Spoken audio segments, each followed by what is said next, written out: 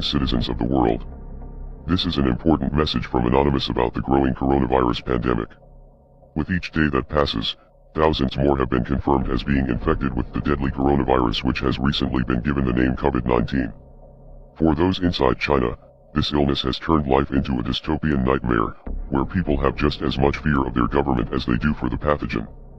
Back home in the West, very few people are taking the situation seriously, because from their ivory towers, this appears to be nothing more than just another media hype to drive up clicks and sell advertising space.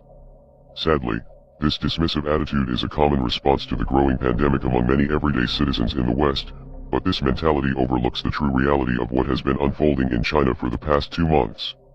Sure, there have been outbreaks in the past that we can all remember coming and going, but so much about this current outbreak is unprecedented. Never before has a quarantine of this scale been in place, keeping hundreds of millions of people confined to their homes, and shutting down trade and manufacturing for the economic engine of the world. Some skeptics have compared this illness to the flu, yet, military police are walking the streets with hazmat suits, and fleets of trucks are spraying disinfectant chemicals into the sky, which are measures that would only be taken if something very serious and very dangerous was out there.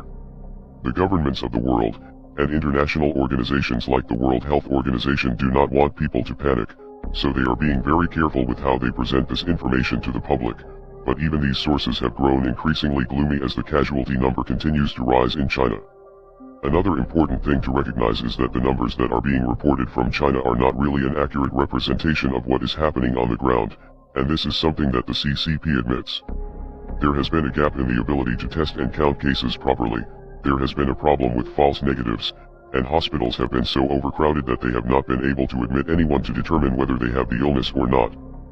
Furthermore, there have been countless people who passed away before they were able to get medical care or get tested, and in most cases, these people are not listed in the official count. People who passed away before the illness was identified were simply listed as pneumonia cases, and they were not named in the official count either. This could be one of the most serious illnesses that our species has faced in generations, but the illness is not the only thing that we have to worry about. A quarantine sounds like a great idea, and if done correctly, it can be very helpful at eliminating the spread of viruses. When we stay home from work or school because we are sick, this is an example of an individual quarantine. However, shutting down entire cities with millions of people, because a few individuals there may be sick, can actually make the problem worse, and lead to many other issues. Harsh quarantine policies like the ones chosen by the Chinese government in this particular circumstance have been known to backfire. In an environment of fear, where large groups of people are subjected to punishments and constant screenings, people are more likely to hide their symptoms and less likely to take other measures to avoid germs.